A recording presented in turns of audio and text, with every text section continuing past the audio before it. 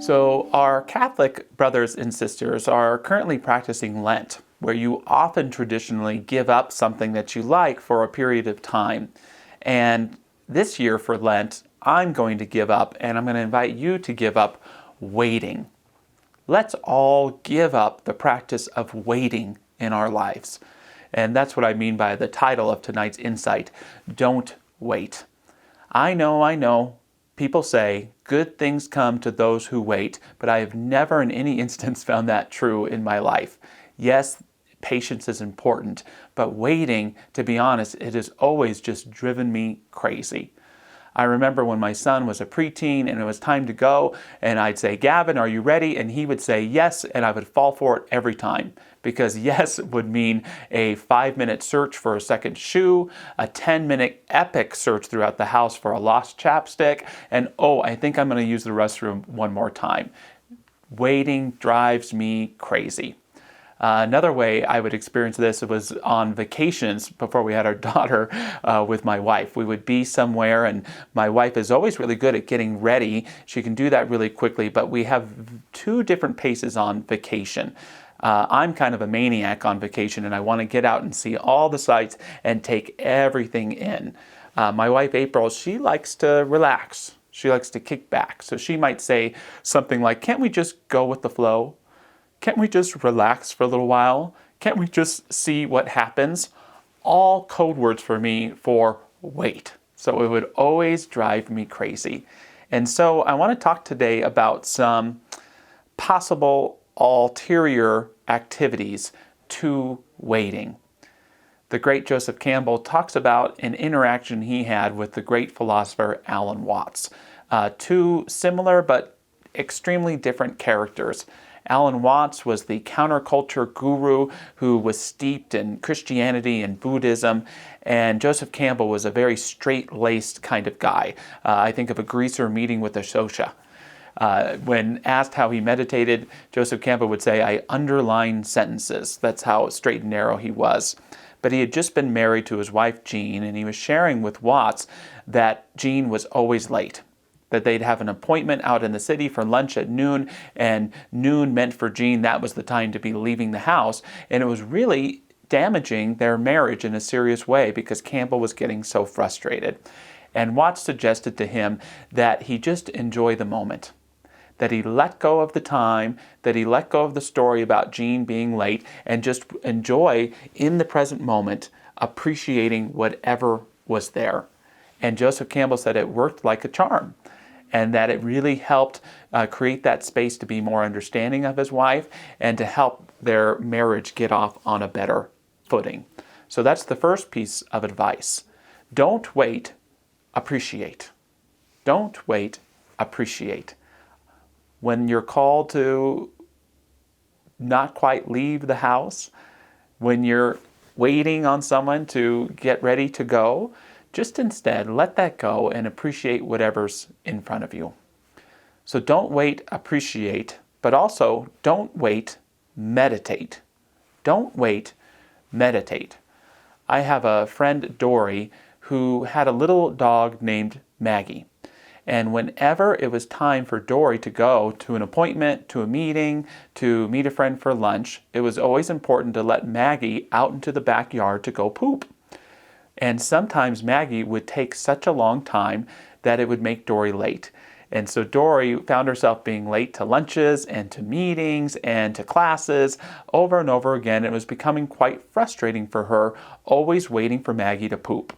And so she made a decision one day that not only would she let Maggie out a little earlier than she normally would, but all during that time, Dory would choose to meditate instead.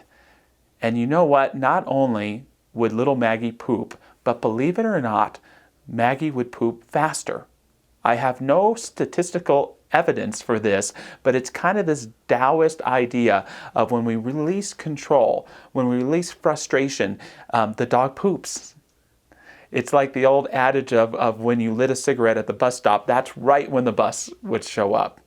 Or it's this idea that when we don't control and just allow things to be, things can actually move faster. Perhaps you used to have that time where you were at the drinking fountain in school, or someone was, and you would complain for them to go away. And the person would say, well, the longer you complain, the more I'm going to be here. There's something to that strange law of spiritual physics. Don't wait, appreciate. Don't wait, meditate. Lastly, don't wait, accentuate. Don't wait, accentuate. Sometimes in life, when we're in a waiting state, we can find ourselves in this interesting balance between either boredom or frustration. And for me, boredom especially, but frustration to a degree too, are signs of defective experience. It means that we're living in our own reality tunnel, seeing life as we believe and have thought it to be, forgetting that life isn't just what we think it to be, that we don't just live in our universe, we live in God's universe. We live in this immensely rich, beautiful space full of depth and opportunity. So I know that when I'm bored, I'm quite simply being full of it. I've given in to my own view of the world. And so what can I do to accentuate God's world? And one of those things is to find depth and simplicity. And by that I mean pick up an old book that maybe you've read 5 times, but just open it up to a page. Go into your cabinet and find some food that's not being eaten and make something beautiful about it. Listen to a song that you haven't heard in a long time. Put out a piece of paper and journal for a little bit, but accentuate something that is in the space, and to see it vividly and to behold it with reverence. And then all of this defective experience of boredom, of frustration, and the limitations that come with waiting will begin to dissipate. To close with some words from Betty Smith that can help us with this: look at everything as though you were seeing it for the first time or the last time. Then your time on earth will be filled with glory. Don't wait, appreciate. Don't wait, meditate. Don't wait, accentuate.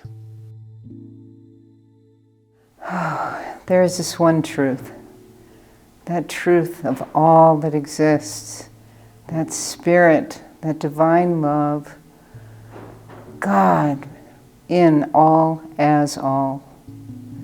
It is the truth. It is divine, and it is within all things.